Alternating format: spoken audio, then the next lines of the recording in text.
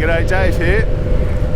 Well, it's a beautiful day here in Brisbane and I'm out and about on the new Indian Challenger, and this is a really nice motorcycle. You know, for me, one of the biggest disappointments that came with the demise of Victory motorcycles was that there would be no more cross-country or crossroads models. Same with the Magnum, which I was fortunate enough to spend extended saddle time on several different examples.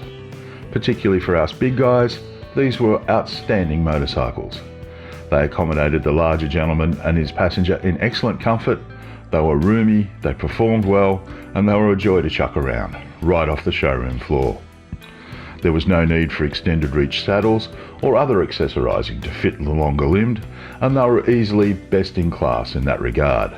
The Victory Vision also held a soft spot on my list of great bikes for a big guy, even with its unusual and polarising looks. Which brings me nicely back to the new Indian Challenger. Some of my pals can't get past the look of that big frame mounted fairing, which is a shame because after a few decent runs aboard the big new Indian, I'm pleased to report that the gap left by the big Vics has been filled very nicely. That's not to say that average size riders will find the new model oversized with its 672mm saddle height and wide pulled back handlebars, but the big guys will welcome its spacious comfort as well. It's also gone completely next level with its performance, handling and inclusions. The Power Plus engine is similar to the highly rated Scout motor, on steroids. The capacity of the 60-degree liquid-cooled 4-valve per cylinder power plant has been upped to 1768 cc's or 108 cubic inches. An Indian note that amongst its features are hydraulic valve lash adjusters and hydraulic camshaft chain tensioners, as well as a list of other niceties. It bangs out 122 horsepower and 128 foot-pounds of torque in stock form, and that's all driven through a very sure-shifting 6-speed gearbox with a true overdrive. What I found quite surprising about that overdrive is not only how relaxed the bike feels on the freeway and open road, but also how tractable it is running around town in top gear. The other thing interesting about this really nice motor is that we're doing 61 kilometres an hour in top gear, and it's no sign of lugging or straining, it's just chugging along really happily. It really is a fantastic motor. It taps out beautifully, but it's also very tractable and very easy to ride. There are 3 riding modes available in the ride-by-wire setup: rain, normal and sport. Each mode makes quite a difference to the throttle response and power delivery. The EFI is also the best on a big capacity Indian so far. Overall, I found it's a peach of an engine. We're going to change modes here. We'll go from normal, we'll go to sport mode. And then back. The bike's handling and road manners also take what was very good with the older Victory models and bring them up to 2020 standard. The inverted telescopic front forks have 130mm of travel, and the single shock with preload adjust rear has it pretty good for a bagger, 114mm of travel available. The dual 320mm semi-floating rotors with 4-piston Brembo radial calipers pull up the 361 kilograms dry weight comfortably. These brakes are lovely, they really are. Just got really nice feel to them.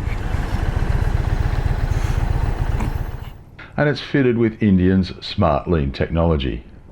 To quote the company, it's to keep you confidently grounded and in command of the road with a 6-axis Bosch IMU enabling dynamic traction control, ABS with cornering pre-control and drag torque control.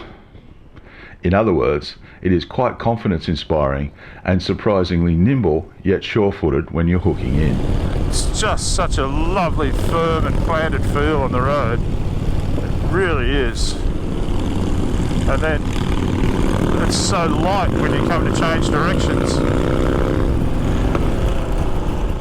It's all enhanced by the impressive road holding of the Metzeler Cruise Tech tyres.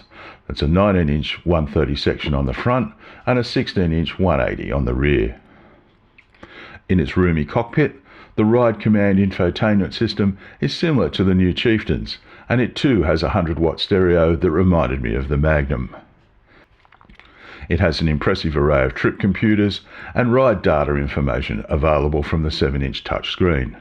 It's also been laid out in a new dash array that optimises the screen real estate for visibility, and all the usual Bluetooth and connectivity options are included. The dashboard layout I think is quite nice. It's got the 2 analog instruments here and then the TFT display. So over here on the left hand switch block there's a toggle switch that when you hit takes you through like navigation, your radio, stereo, a combination that is all fully widgetized. When you stop you can actually drag whatever displays you want to feature in any of these windows with a simple drag and drop system. It's very clever. I spent a few afternoons in cruiser mode around Brisbane and the Bayside with the stereo cranked and feeling that pretty good feeling that comes with riding a nice motorcycle just for the sake of it.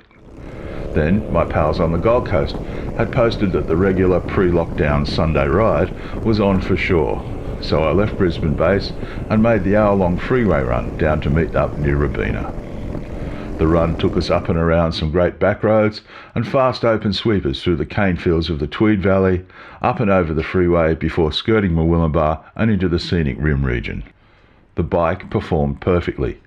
I raised the power windscreen to suit the conditions, sat comfortably behind the efficient fairing, moved my riding position on the big wide footboards to suit the pace, cranked up my favourite playlist, and just enjoyed how well the bike dealt with everything the ride threw at it. It handled, it powered, it cruised, it threw around effortlessly, and it rolled away the distance in great comfort. It is a very, very capable motorcycle. By the time that ride was done, I was very enthusiastic about the new Challenger. It's a great tourer with a fuel range well over 400 kilometres according to the excellent onboard trip computer, and it has superb comfort and a great level of appointments. It's also very comfortable around town in cruiser mode. The luggage has central locking, the saddle is all day good, and the power screen is one of my favourite features on any bagger. One of the features I do particularly enjoy about this bike is over here on the right hand switch block. You got this switch, toggle switch that raises the power screen, and it really does enhance the comfort and ride of the bike. Sitting here at my computer and downloading the pics and video, I realised that the Challenger is indeed a hard bike to photograph. It's one that definitely looks much better in 3 dimensions than it does on screen or on paper, and again we're back to its polarising looks. It's available in Indian's Dark Horse colourway as tested, or Indian says there are limited options with more gloss and more chrome. Either way, I thought it was much better looking in the flesh. Overall, after some pretty good runs on the bike, this is a brilliantly executed bagger. This example is the demo bike in Indian Brisbane. Talk to the team there if you want to take it for a skid and see if you see what I found.